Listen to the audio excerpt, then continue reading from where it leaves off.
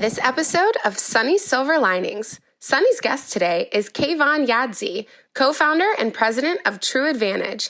Kayvan understands the importance of learning to lead yourself before leading others and how it can impact your culture and engagement within your company.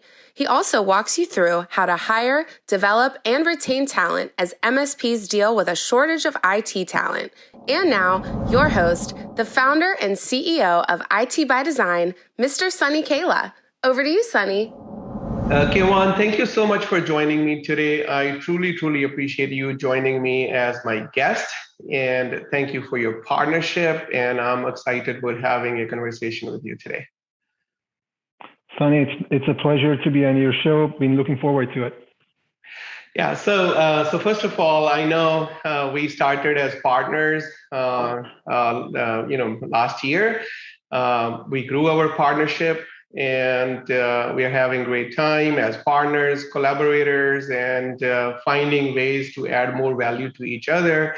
And I truly appreciate you coming and sharing your best practices, your very valuable insights, and your lessons that you have been learning as an entrepreneur, and sharing that with the rest of the MSP community and this world. And we appreciate that. And I want to start with the leadership side. And I know you're big on your personal and professional development. You believe in lifelong learning. And I respect that, because I am who I am today and where I am, all this success. If I have to choose one word and someone will limit me to one word, my answer there would be lifelong learning as well. And I truly appreciate that. So what does lead yourself before leading others mean to you? What does this whole lifelong learning mean to you? Yeah, so Sunny, thank you so much for having me here. Definitely one of my favorite topics, leadership. And so in terms of one of the things that I remember that really stuck to my mind when I was reading some books and learning more and more about leadership was this Jim Rohn's quote that says, and I might not be saying it precisely the way he said it, but you grow your team or you grow your company as much as you grow yourself. So really the limit to grow whatever it is that you want to grow, it could be a company, it could be in your community, charity, whatever it is, I believe is really the limit is kind of you. As much as you grow yourself, you can grow these things. And I mean, at the time I looked at it and I'm like, all right, whatever that means. But gradually, as I started growing older and learning more and more, I really took that to the heart, and I realized that is really a meaningful statement that can change your life when you really start practicing it. Leading yourself for me is I'll share my personal, the most important core value that I have in my life, which is being intentional. And what I mean by that is every day, every minute, every second, every week, having an intentional life and not really getting lost in the flow of life. That's what I've been practicing. And do I do well on that? I don't know. But one of the most important things for me, and this is what I would recommend to anyone, is have some basic, and I know we're in the MSP world and we are IT analytics and all those things, so we love metrics. Have some sort of a metric to understand if you want to live an intentional life and lead yourself on a daily basis. Have some metrics to measure that on a daily and on a weekly basis. I use something called a daily habit tracker, and that's inspired by, I've kind of had it before, but the more advanced versions of it are inspired by Darren Hardy and what I learned from him, the author of Compound Effect and the workshops that I'm one of the important mentors of my life. I have certain things that I do on a daily basis, on a weekly basis, on a monthly basis, and I have certain numbers that I want to meet. And I just look at it at the end of the week to see if I met those numbers or not. I'll share one with you. One of the most important things in my life that I changed was going from a night person to a morning person, because I learned that a lot of successful people are early risers. And that I loved nights before, but I kind of wanted to change and read a book called The Miracle Morning. that kind of changed my life a little bit. Long story short, one of the important metrics, important analytics that I put in place is I want to have 5 TMMs, for example. What is the TMM, the miracle morning? Meaning getting up at 5 or 6 a.m., latest 6:30, and having that 60 to 90 minutes of time to yourself, and practicing certain things depending on what you like in your life. Some people go walk, you go walk and meditate or listen to whatever you want to listen to a good podcast. But that is one of the metrics that I follow. My number is 5 out of 7. If I get a 5 out of 7 on my miracle morning, I'm happy. It's actually the most important metric of my life. And I don't exaggerate when I say life. And I know you and me are leaders. We are perfectionists. Sometimes we achieve something and we're already thinking about the next thing. But I think for me, I've learned how to ground myself and just look at some of the basic metrics such as this on a daily basis, on a weekly basis, and be happy. So I just gave you a basic example of leading myself. Did I reach that 4 or 5 that I had in my mind, for example? The other thing that I track on a regular basis, which is part of my leading myself mentality, is, for example, exercising or mobility. Mobility is my second core value in life. That's something that I track. So, well, how does that impact my leadership when I go to the team? The level of the mindset and the energy that you bring to the table when you sit down, and the subliminal way of your staff and your team looking at you. I don't need to go over that. It's been proven that the way people model your behavior and they're looking at you on a regular basis is constantly out there, and you want it or not, it's actually out there and people are observing you on a daily basis. Yeah. And that's something that I've learned, that with that groundedness, with that open-mindedness, with the continuous growth that I have in mind, I can actually convey that to the team. And it really helps within the team to look at you as that leader and see that you're doing what you're saying that you're doing. And a lot of times you don't even need to tell them anything. It automatically trickles down to them and makes it a lot easier and smooth in terms of the same level of expectation that you have from others for your team. Yeah, that is so powerful, that being intentional, right? Life by design. That is exactly. That is very IT by design.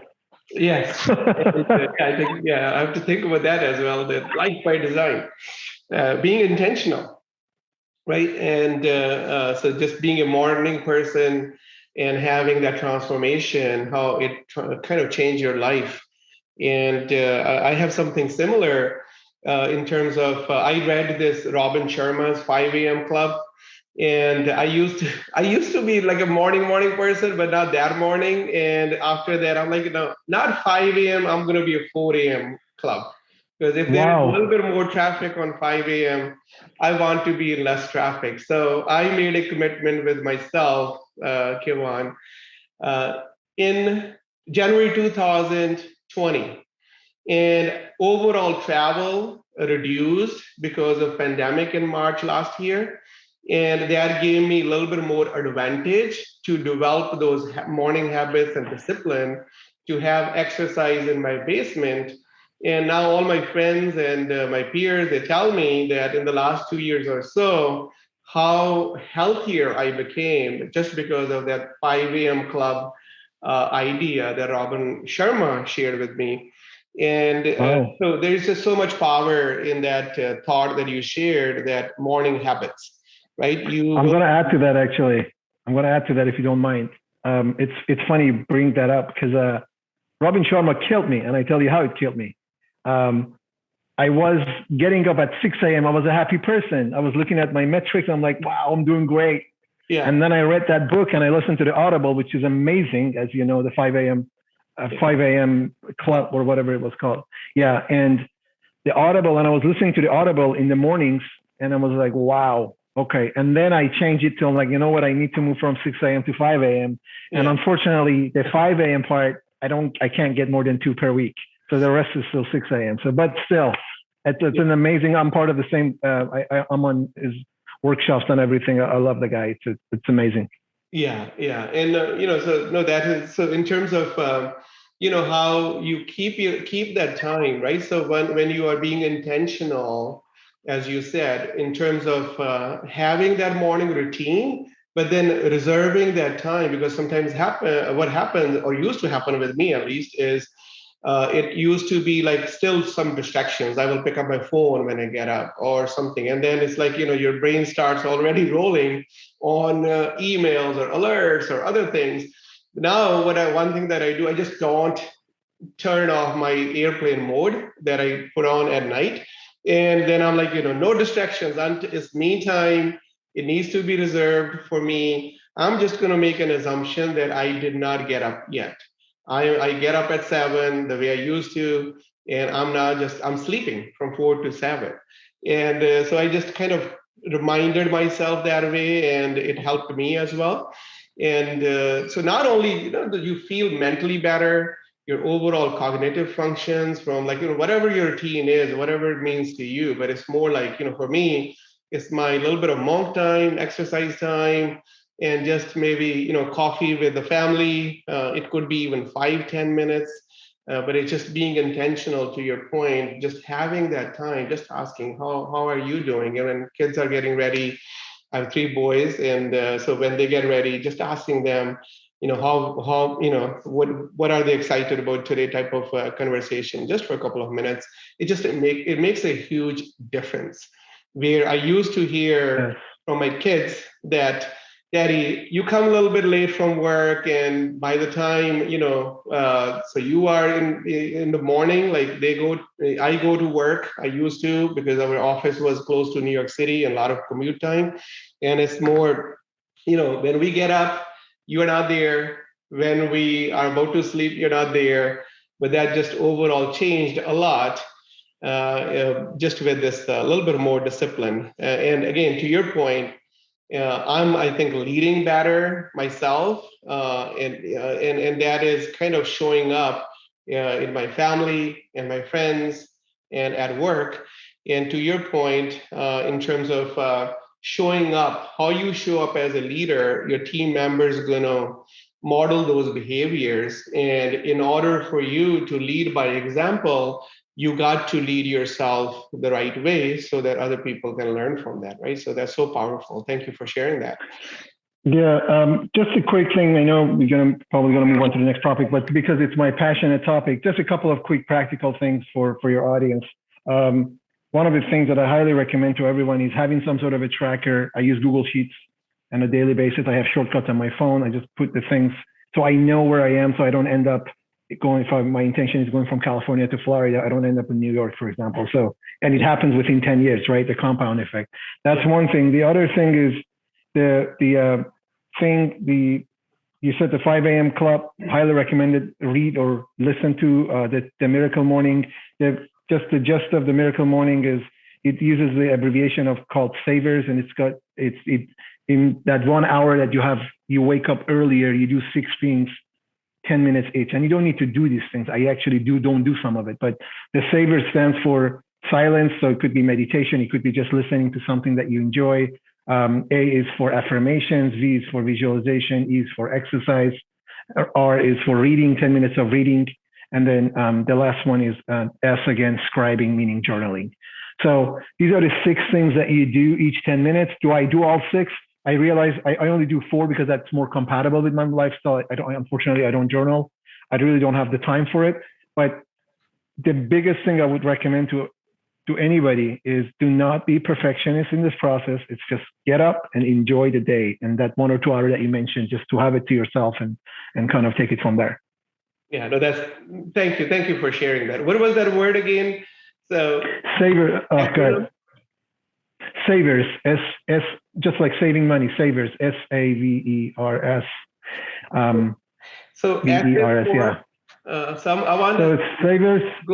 Savers, and there are good videos on it on YouTube if you put the Miracle Morning. But Savers, S stands for silence, meditation, which I do. I use an app called Insight Timely. And then A is for affirmation. So whatever you want in life, maybe take a look at some of its pictures, just feel it a little bit. Yeah. V is visualization. E is exercise. R is reading. and then the last S is scribing or journaling. I think the S, they needed to put a J there, but it didn't go, so they put an S for scribe, or escribir in Spanish. Yeah, I remember doing that with our core values. No one kind of remembered our core values, no matter how hard I tried. And during my trip to India with a partner, we take our clients to India retreat, and there was a guy who was going through some pilot trainings. And so as a pilot, you have to remember a lot of these acronyms. And we started talking. I'm like, problem is that no one remembers core values, no matter how many, like I beat that drum almost every day, but I'm having a hard time people remember. So we came up with the acronym we wanted to, and now it is HAPPY. H is for humility, A is for accountability, P is for positivity, and another P is for passion, and Y is for your community. The point is, community is our core value, but we had to stick in that, like why to make it happy, because otherwise I was not able to come up with that. That totally makes sense. Yeah. No, thank you for sharing that. This is awesome. And miracle morning. And the miracle morning, yeah, or TMM, I call it. But again, Robin Sharma kind of messed it up for me, but it's okay. I'll take that. Yeah, so thank you for sharing that. So let's get into our hiring and training piece. And I'm just coming back from a Channel Partners event in Las Vegas, hosted by Channel Futures. And every single MSP out there that I met during the event, they were talking about tech talent shortages, tech talent, just challenges to hire and retain people. People have a lot more resources to grow their businesses in terms of financials and with the PPP, EITL, other sources, and so there's a lot of economy is doing well, and businesses have the opportunity to grow.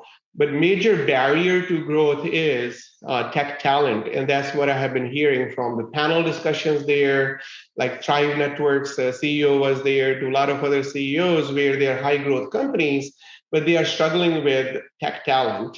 And I know we had that brief conversation before the podcast, and you have some ideas, and that overall challenge is not just one company's. It's just you go to Panera Bread, you go to any retail store, you go to the mall, you go to a tech company, you go to a healthcare company. No matter what business you are in, talent is an issue, and especially in the IT sector with cloud engineers, cybersecurity engineers, and that problem is like maybe 100x.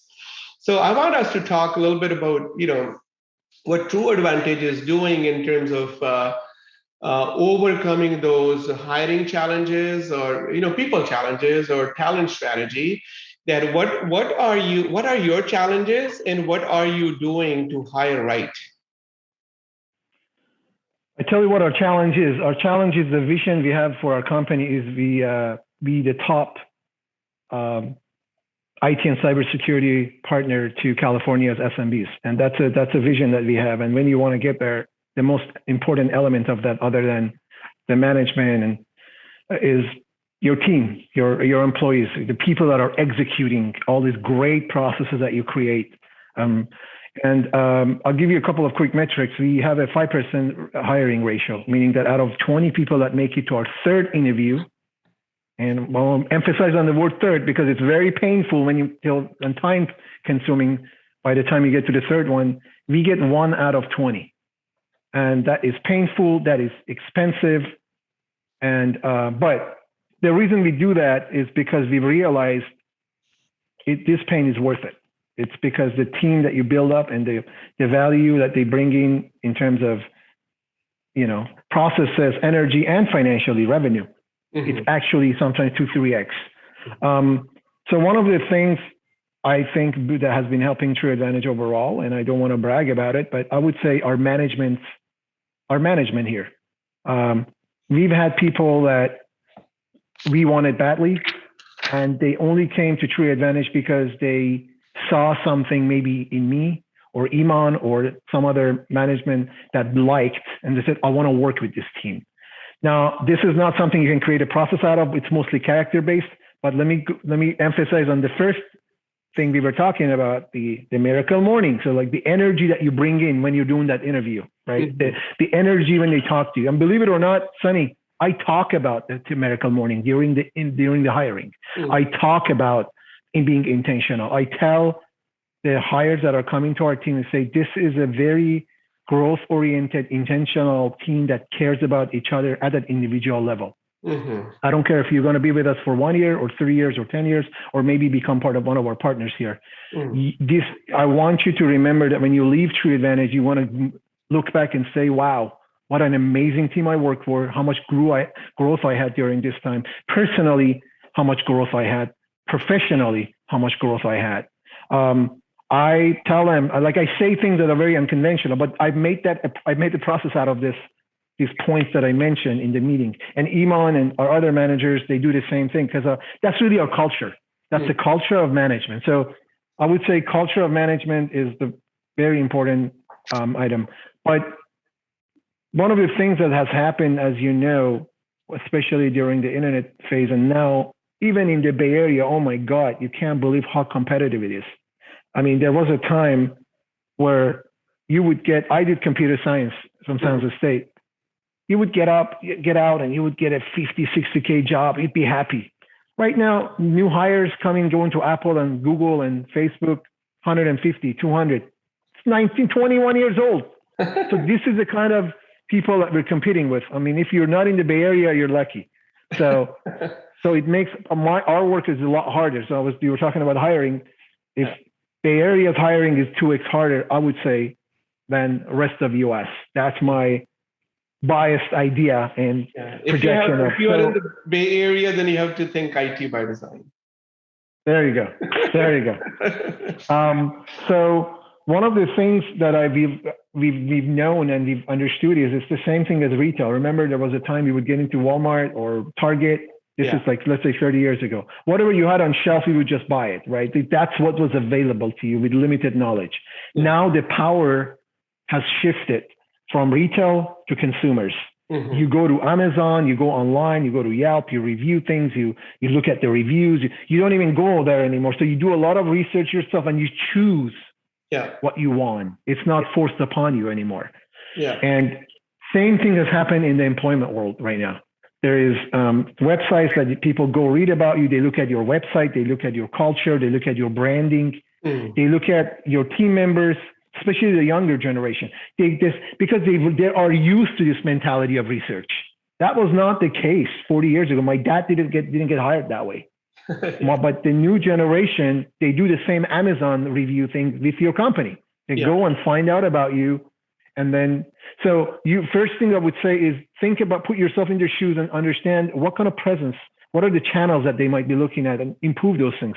It's very intangible, unfortunately. You're not gonna have instant gratification. How does your website look like? What kind of branding do you have?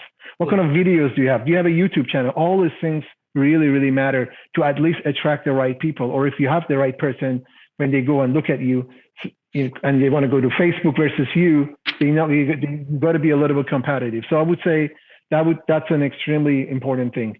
The second thing I was telling you about the management culture, the energy that we bring into the process. Yeah, we're very systematic about that. I know exactly who are involved in what interviews. One of the things that we've done, we have a pretty, I would say, nice, like we intentionally spend resources on our office to make sure our branding is nice. We are right in front of Apple campus. So our office is nice. And these are decisions that I was making at the time. I was like, is it going to matter to spend, I don't know, 10K, 15K here, 20K there? It does. Unfortunately, it does, because one of the things that we've systematically created is when they enter the office, before they even start the interview process, we have a 15-minute tour of the office. Yeah. Because I want to make sure they can see the intentionality behind our brand, the team. So that's another thing. These are minor things sometimes, but we've created all those things and we have a process around it. And then in terms of our hiring, I mean, we have the same challenge, same resources, LinkedIn, some of the other resources that everybody uses.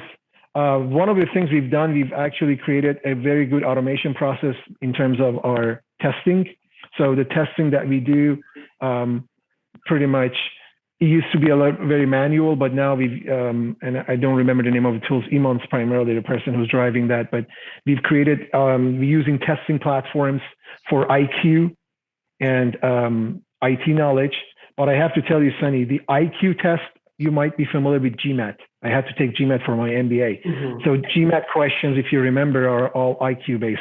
Mm-hmm. We've made that a huge part of our hiring. And I'm going to tell you, anybody who does good on IQ, we've never had a failure on that. They do good as IT engineers.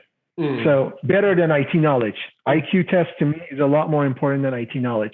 So automating these processes has been pretty big for us, creating a good brand, and then bringing the energy that you bring into the interview is extremely important for that. And then I was telling you about, I actually talk about a lot of non-culture related, non-work culture related personal growth. One of the things that we've done in the culture, and I talk about in the hiring phase, our daily habit tracker. So we have DHT that our staff do together, and it's personal. Some people have learning Spanish, exercise. We have that at our 8:30 huddle in the morning. We review that. So I share that with the new person who's getting hired. Hey, this is actually we do in the mornings, in 8:30 a.m. in the morning. This is our daily habit tracker. We get on it. It's 10 minutes. It's a Google Sheet. We share. Everybody has one goal, and we hold each other accountable. And anybody who wins at the end of the week, every week we give them an Amazon gift card. So I share all the things so they can see that there's care for you as a person in the hiring process. And then on the IT side, which is more challenging, is we have a 3-day process. We have a Zoom interview, Zoom 1, Zoom 2, and then the third one is an on-site half-day interview where we do technical testing, personality testing, and the IQ. And our testing process is very practical. We actually have a real computer that they sit on and they troubleshoot when they go based on their level that they're going to go with. But so we put all this together. Everything is number oriented and have a dashboard. We look at the dashboard.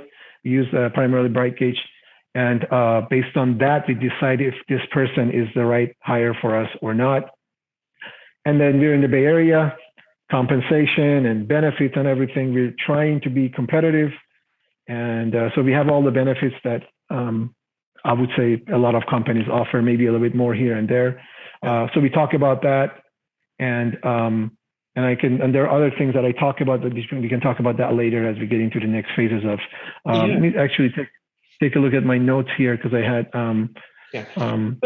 So you know what's very interesting exercise that you just shared is that morning routine that you kind of extended that experience to your team members as well, and you kind of created that accountability group, right? Like a lot of people have to go to these accountability coaches, and you created that culture of accountability for kind of that personal development, leadership, and by providing that platform, which is amazing. And yeah, so that's really, this is the first time I'm hearing a company caring to that level where 8:30 a.m. call is about them. It's about them as people.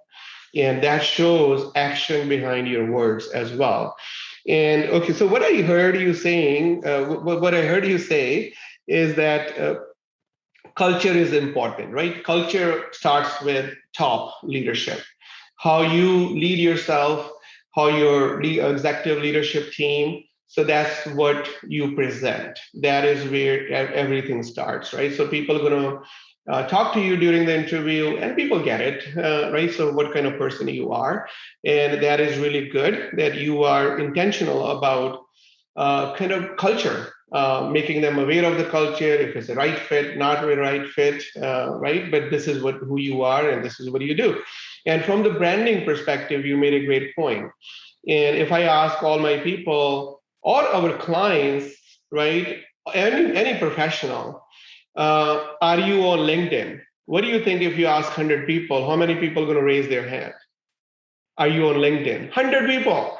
100 out of 100. And even if someone is not on LinkedIn, they're still going to raise their hand because they want to, no one wants to be outside of LinkedIn as a professional. So your branding and your LinkedIn what you are showing, like this, you're sharing, right? So you're sharing. I mean, sharing is caring, and you're sharing with the rest of the community, and that talks a lot about you and your culture that you're building and the leader that you are. So we sharing this with the rest of the world, your brand, who you are, people will get to know using LinkedIn, the video that we will produce out of this. And so you got to be able to convey their message, to communicate their message to the rest of the world. And where the rest of the world is from the professional point of view, where they're looking for jobs, is on LinkedIn and on social media, the new generation. And having the proper then screening process from testing platform that you're using. So I'm glad to hear that you are looking at the personality and IQ and the domain skills in terms of IT skills or any based on the position, that domain skills evaluation. And then also understanding in the culture we already covered. So you really are doing everything that you have in your controllable list to make sure that you are intentional about creating that culture and sharing with that sharing that with the world, that what that culture is all about, and who is the ideal person to join your TruAdvantage community at work, family at work. And that is what, I mean, that's so powerful. Now, in terms of 20-to-1 ratio, have you, so I know it's painful, and the recruiters, staffing agencies that we work with, they see things sometimes differently, and it's really tough and challenging to kind of help them understand that is hiring mistakes will cost a lot more emotionally, financially, all aspects. The cost that the price that you pay is very, very high if you have a mishire. So it's okay to hire slow.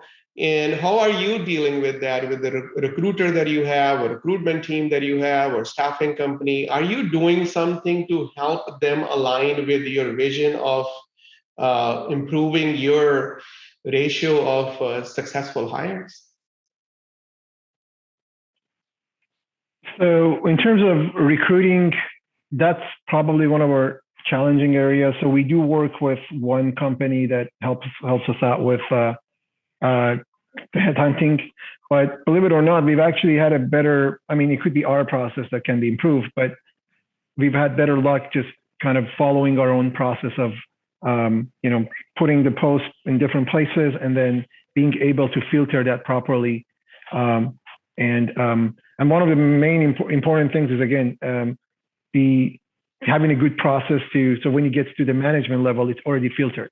You don't need to be involved in the filtering process. I know MSP owners and people that kind of review the resumes themselves, and I'm like, your time is a lot more valuable than reviewing 30 resumes per day. So having a process around that is extremely important. But in terms of recruitment, we use one company that helps us out, which is costly, as you know, and then we follow our own LinkedIn. I think we use primarily Indeed and LinkedIn and maybe a couple of other channels for our hiring, and then based on that, we just filter the resumes and we kind of take it from there. Of course, we work with you, ITBD, great partner, not only for augmenting our staff, but also for some of the other aspects of our connection. And then we also have a branch in Philippines, which we utilize, and they do the recruiting for us. We have an office there, and we have a team that does recruiting directly there. Definitely, my experience over there, a lot easier to get admins and IT engineers. IT engineers, based on the standards we have, it could be a 1 per 6 months that we really one engineer that we like. So that's where we are in terms of different sources to create the team. Yeah, no, thank you for sharing that. So now, in terms of training, right? So when you hire, so we're done with the hiring piece of the puzzle. Now, when you hire someone and that person is so whatever we could do to make sure that it's a right hire, then it's our ability as an organization to onboard them correctly and then give them what they need to stay with you, right? So can you talk to me about the training could be onboarding, could be overall ongoing trainings. So what are you doing so what strategies are working for you in terms of training your people? So the training for primarily IT engineers, I would say we get a B plus in it as a company. We've done a pretty good job. And so a lot of it is done by our service delivery team and Iman and his side of the things. But one of the things that we do is as soon as an engineer joins, I'm primarily a big fan of kind of push them in the water. Not that they'll be dealing with clients, but at least do a lot of shadowing. Mm-hmm. So we do have a bunch of things that they go through. I don't have that list in front of me, the process, but the most important, the most valuable thing is having a training program and getting feedback from your staff. And I give you a little practical example of that. I talked to we actually hired 3 new people in the past 60 days. So one of the two of them, I talked to them because we have, as a part of onboarding, when we use ConnectWise project plans. So you get onboarded, there are things that you do. One of them is spending time with the president and going through the core values and all those things, and that's me. So I go over that with them, but I always take the opportunity to get feedback from them on the training. The training is a combination of shadowing, all the tools that we use, a lot of video recordings we've done that gets shared with them in terms of using ConnectWise, all the tools that we use. One of the great things, for example, when you get feedback, for making sure that you get feedback and actually you put that in practice, is that 2 engineers at the same time told me that it would have been great to do more shadowing so we understand the big picture before jumping into learning about these tools. Mm-hmm. I was like, wow, that's profound. Because I'm a big picture myself. I don't have passion to learn anything I know unless I know what it's for, see a real example, what pain points it addresses, what are the real stories about this before I get into and learn about, I don't know, OBIC or Datto RMM or all those things, right? Like, especially some of these people might not come from the MSP world, so they might not know exactly what an RMM does or what is the value of it. So they were telling me that the importance of OBIC and Datto RMM to us was the same, but we use that OBIC 10%. Datto RMM is 80%. So we realized there's a flaw in our training, and that came out of the feedback process so we've increased the shadowing. We pushed the shadowing more in the front, and then we've changed the proportion of our trainings, like this tool 80%, this tool 10%, this tool 5%. So you don't need to equally spend the same amount of time and focus on 2 tools that are, one of them is used 80% of the time, the other one is used 5% of the time. So that's been extremely important for us. And I want to say we used to have a 60-day training at the beginning, and they would do minimal work in the second 30 days of it for clients. We've made it a little more aggressive. I believe they start actually getting real tickets after day 15 at this point. And again, a lot of shadowing there. But we do have a comprehensive process. Again, I don't have the breakdown of the process, but those are the top things. A lot of recordings we did. So anytime our team is explaining, Iman or our service delivery manager, Justin, is going over something with an engineer, we use a screencast-o-matic to record it. So maybe next time they can go back and see it, or maybe a new engineer, we don't need to spend that time with that engineer in person. They can watch this and then kind of take it from there. And so those are the things that we put into place, and it's been pretty effective. I'm sure we can do better. Yeah. No, there is always the next step, and it's the continuous transformation, no matter what you do. So, but I'm glad that you're doing so many things right, and being intentional. To your point, with making sure that people are getting trained, because a lot of time, what I've seen after hiring over 600 plus people now, I mean, that sometimes it's not their failure. It is our way of onboarding them, our way of setting expectations, giving them clarity on the role and how they can contribute. But if you are spending time with that, shadowing and other things that you're giving them within this first 60 days, and also understanding that 80-20 rule type of, applying that understanding that where they will be spending more time, which tool, Datto or something else. So they can map their time and investment to the overall importance of that tool from their overall day-to-day usage perspective. So that is very powerful. And feedback mechanism is the only way for continuous transformation. So there's always going to be something, if someone who's going to experience something, or they're going to bring a new perspective to that. And if there is a feedback mechanism, that's the foundation to continuous transformation, which is always required, right? So let's move into our retention. I know you did share some thoughts there in terms of what you're doing for retention, because retention is a major problem right now for every business. No matter what your percentage is today, it definitely, that percentage is higher, definitely higher than 2 years ago, a year ago. And so what are you doing? What strategies have you used that work for you that you want to share with people from in terms of retaining your top talent? Just a quick note on the previous, the training that you mentioned and feedback. I am at TruAdvantage, especially me, I truly believe in just-in-time feedback, meaning that if someone needs, don't wait till you have the meeting with the person to give them feedback. If an engineer is not doing well, or a new engineer didn't do something that you expected, I always, just let them know on that day, have a quick, maybe on Microsoft Teams, I call them up and just say, hey, this ticket or this thing, when I mention it that way, you need to be a little more proactive. These are the things we recommend. Reach out to me if you need. So I always, when it's hot and it's easily remembered, I always provide that feedback. It's called just-in-time feedback. Instead of, I know some leaders or some managers, they kind of have a little list. They sit down, and that's effective too. But to me, it helps me to first get it off my mind, and then at the same time, when everything, and sometimes you get better feedback because everything is remembered well, and they might tell you something like, oh, okay, maybe I was wrong. I didn't see the other side of it. So that just-in-time feedback is pretty important.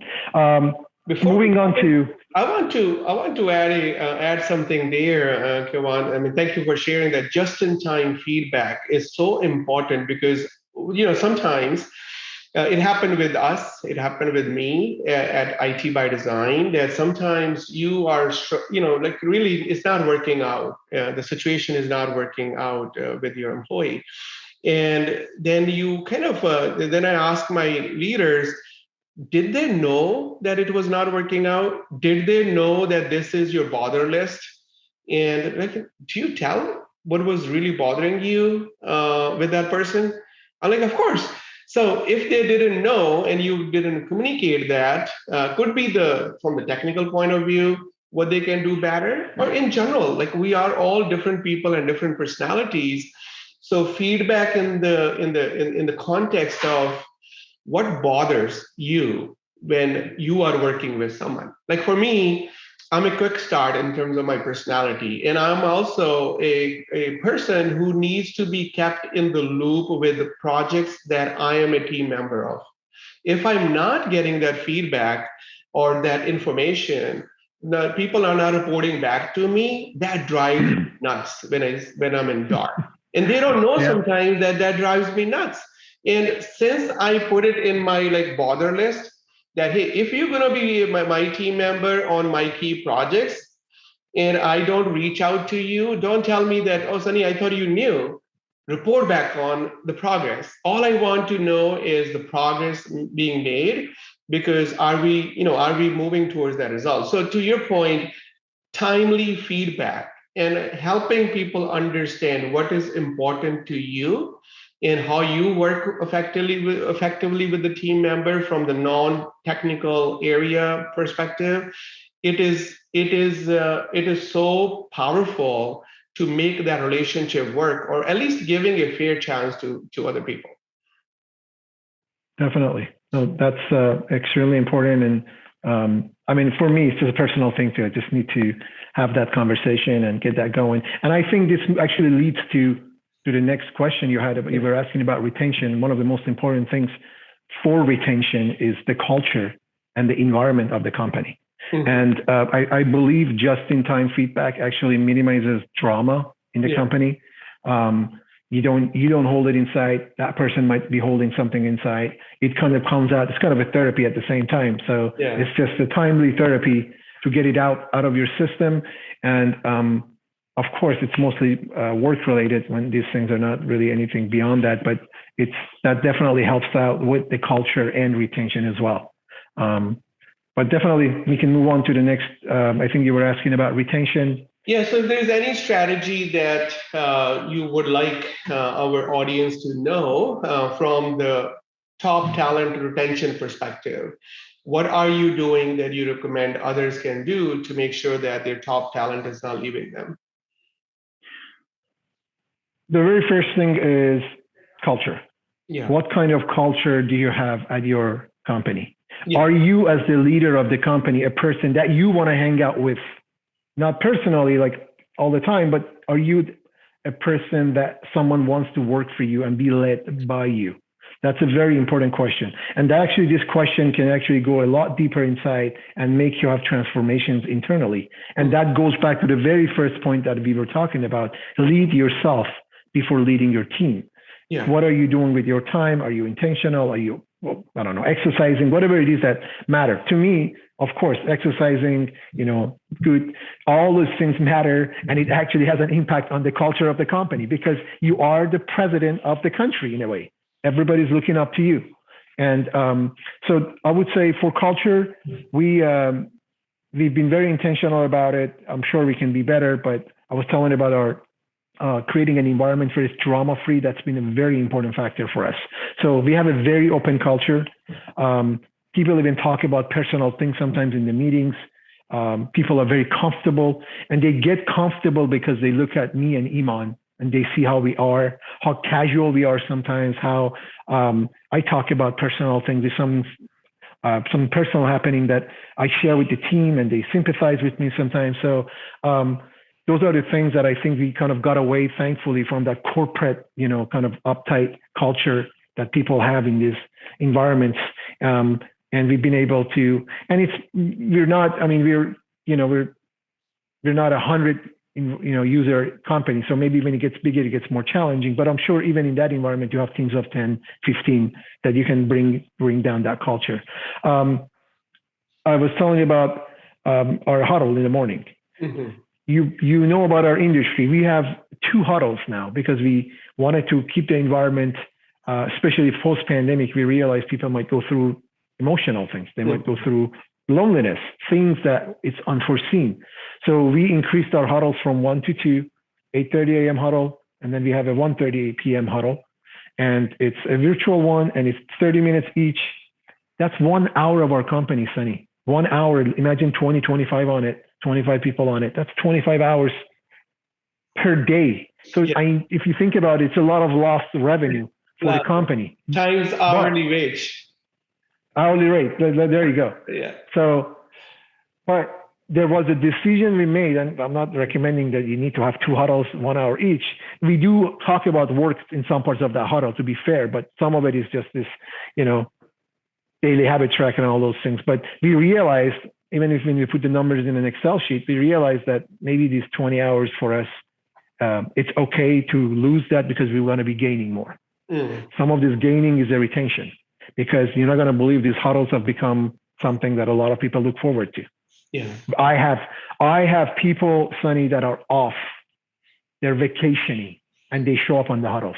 Wow. Because they just want to get on the huddle and see the team, sharing pictures on it, sending to Microsoft Teams. I'm here. I don't know. I'm in this island. So that's the kind of culture we built. I was off many times when I'm off. I was in Turkey once, and I got on the huddles.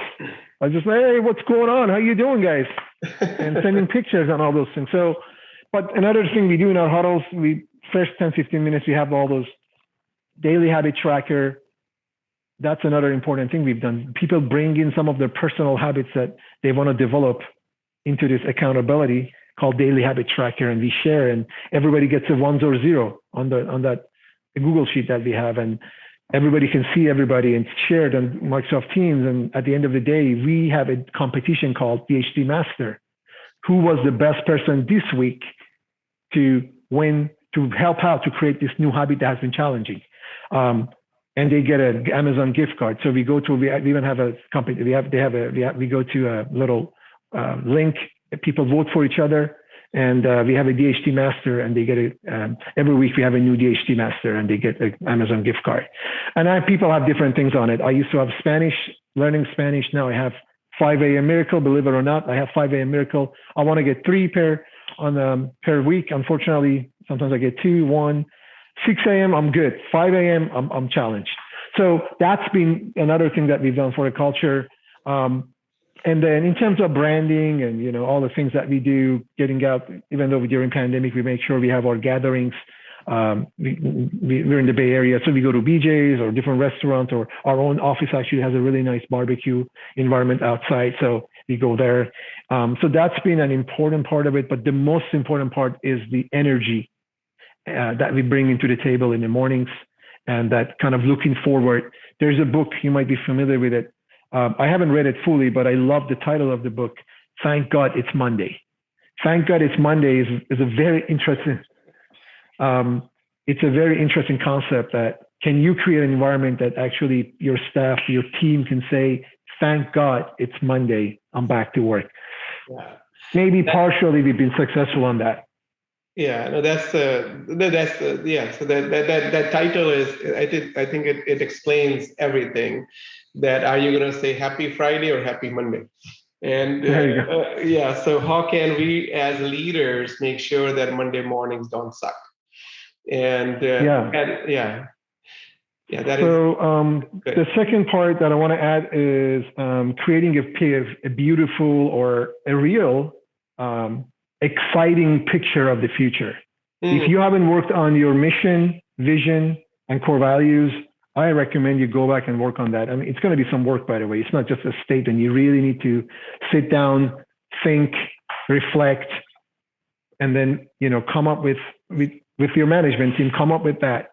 And the difference of Sunny, the difference of mission and vision is mission is for today, vision is for tomorrow. Yeah. And a lot of companies kind of mix the both. For us, our mission is to be the top IT and cybersecurity partner to California's SMBs. That's one part of it.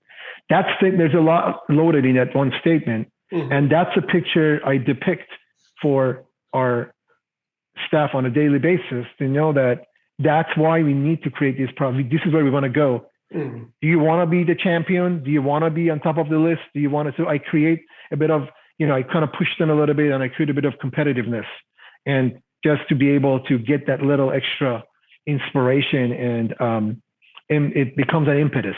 It becomes an impetus to have that image on a daily basis. And people need direction. People need to know where this company is going. Even if you're 5 people, this is the goal we have. Yeah. This is where we want to go. So I make sure the vision is shared on a regular basis. And so that's another thing that we've put a lot of emphasis on. Upward movement, that's another one. Upward movement is being able, and MSPs are very challenged with that, including ourselves. What is the upward movement? Am I going to be just being on the phone and resolving tickets for the rest of my life if I'm in this company, or there's actually an upward movement? We didn't have that before. So that was brought up by some of our actually engineers, and we had to go back to the drawing board and come up with something. I don't know if your company allows such a thing, because maybe you don't need it. But for us, we've added new titles. We have like solution architect now. We have VCIOs.